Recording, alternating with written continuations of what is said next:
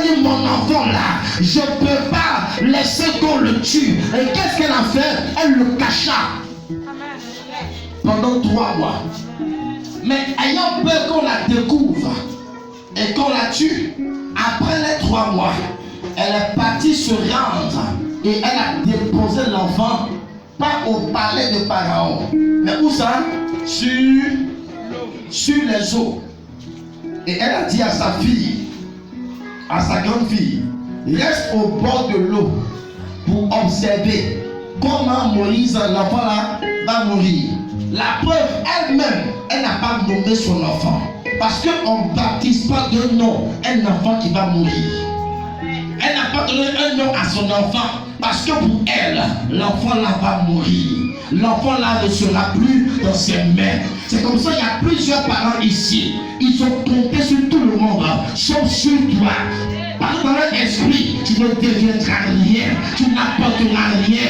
Mais tant que je écoutais pas très bien, l'erreur qu'ils ont commis, c'est que tu es encore en vie. Et dans peu de temps, celui à qui ne le croit pas, lui apportera une bonne nouvelle.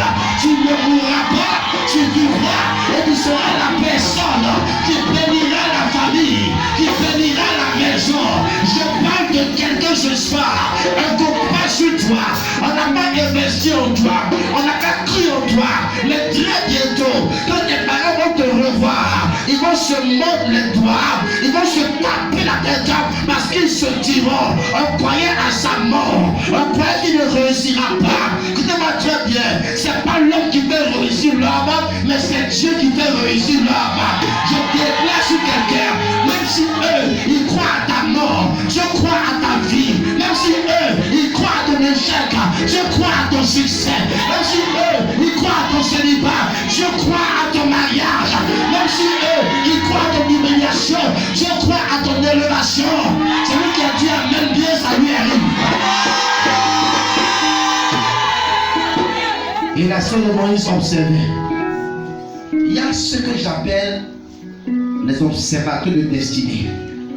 Ils ne font rien d'autre dans ta vie que de t'observer. Ils ne t'aident pas à avancer, ils t'observent. Ils sont là seulement. Ils ne parlent pas, hein? Ils te regardent pour aller faire papa Koya. Donc elle l'observait pour aller dire à sa maman, voici comment ils ont pris l'enfant, voici comment ils l'ont égorgé, voici comment ils l'ont tué. J'annonce ce matin à quelqu'un, ceux qui attendent ta mort, ils vont attendre longtemps. Ils vont attendre longtemps. Ils vont attendre longtemps. Ils vont attendre longtemps. Elle a observé. L'enfant là ne s'abuse pas. Écoutez très bien. Il peut mourir dans l'eau, mais l'eau l'a pas tué. C'est un enfant. Il a dans une caisse. Et puis il est couché. Sur cette eau, il y a des crocodiles. Ce jour-là, Dieu a délocalisé les crocodiles. Parce que l'enfant là n'est pas un enfant comme tout le monde. Est-ce que tu sais que tu n'es pas une personne comme tout le monde? Est-ce que tu sais qu'à cause de toi, les mêmes sorciers qui ont bouffé tes grands-parents et tes oncles, malgré qu'ils soient encore en vie, avec leur même sorcellerie, ils sont là. Mais leur sorcellerie, toute ta vie est désactivée parce que Dieu a vu en toi une grande destinée. Jusqu'à l'heure où la fille de Pharaon arrive pour se baigner. Elle est avec ses compagnes, celles qui la servent. Et arrivée en se baignant, elle découvre qu'il y a un enfant qui est quelque part parce qu'on entend ses cris. Elle s'approche, elle voit l'enfant. La fille de Pharaon connaît le décret qui a été établi. Elle a entendu que les enfants des Hébreux ont commencé à être mis à mort. Elle sait, mais elle ne peut rien faire. Parce que personne ne peut aller contre ce que Pharaon dit. Mais elle voit l'enfant là, qui a envie. Et quand elle regarde l'enfant a à peu près 3 mois. Donc c'est un enfant qui est dans l'espace de l'âge que le papa a donné pour qu'on le tue. Mais lorsqu'elle voit l'enfant, la Bible dit, elle l'aima. Donc Dieu a mis automatiquement l'amour de l'enfant là dans son cœur. Secondo, elle prend l'enfant et puis elle décide de partir à l'encontre de ce que son papa a dit comme décret. Et elle dit, cet enfant-là seulement, il ne mourra pas. Tout le monde peut mourir, mais lui là, il ne mourra pas. Je déclare ce soir que tout le monde peut mourir, mais toi tu ne mourras pas. Tout le monde peut mourir, toi tu ne mourras pas sans voir ta gloire. Tu ne mourras pas sans aller en Europe. Tu ne mourras pas sans faire des affaires extraordinaires. Tu ne mourras pas sans compter des millions sur des millions. Tu ne mourras pas.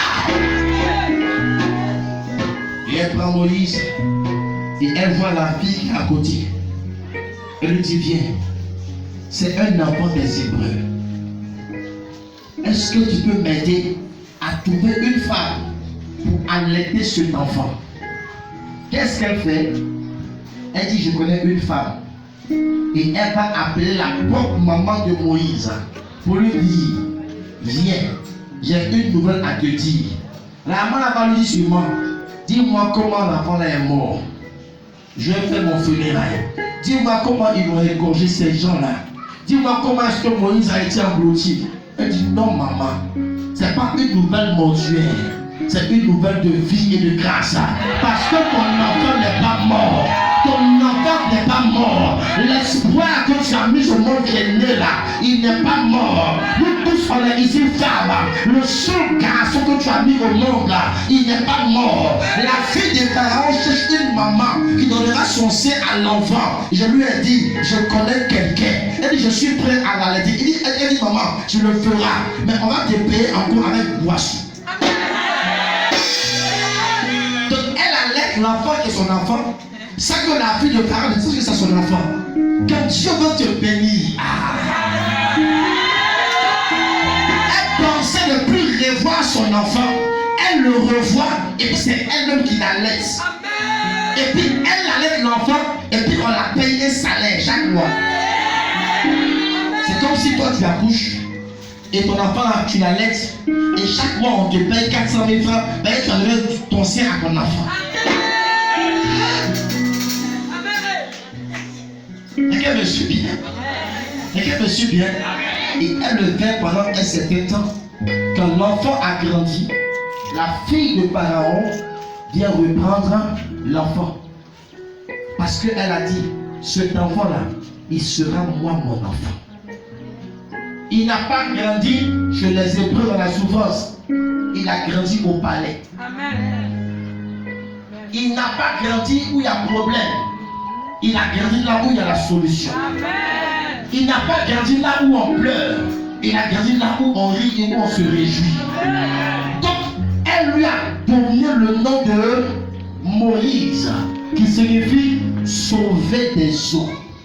Mesdames et messieurs, écoutez-moi très bien à ce point de mon message. Moïse n'est pas mort. Moïse a réussi. Il a eu une grande destinée parce qu'il a croisé quelqu'un.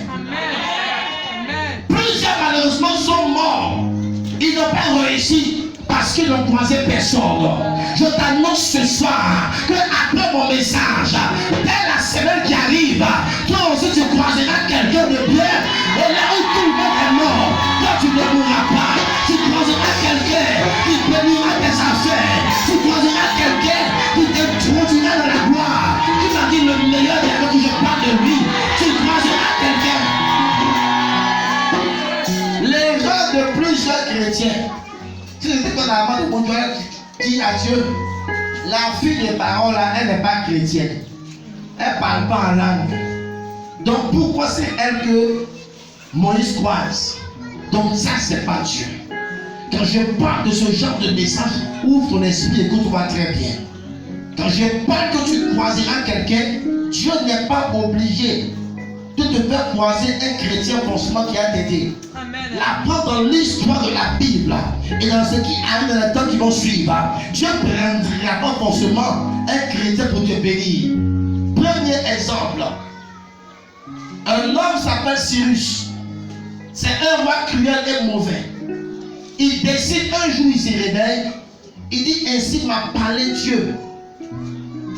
Et il a dit des choses extraordinaires.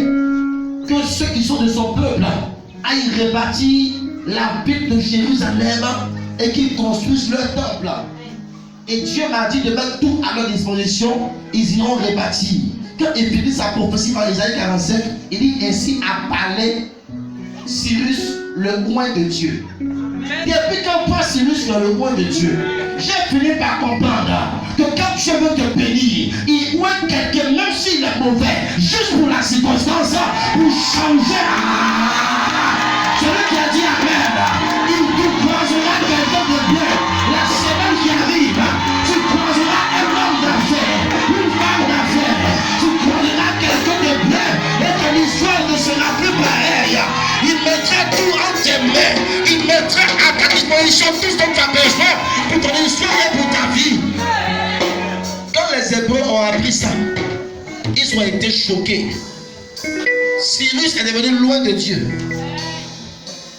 Frère, Cyrus lui-même, si on lui dit que tu as dit ça, il dirait qu'il ne croit pas. Il était convaincu. Quand il finit de parler, il dit ainsi à parler Cyrus, loin de Dieu. Cyrus, qui t'a loin?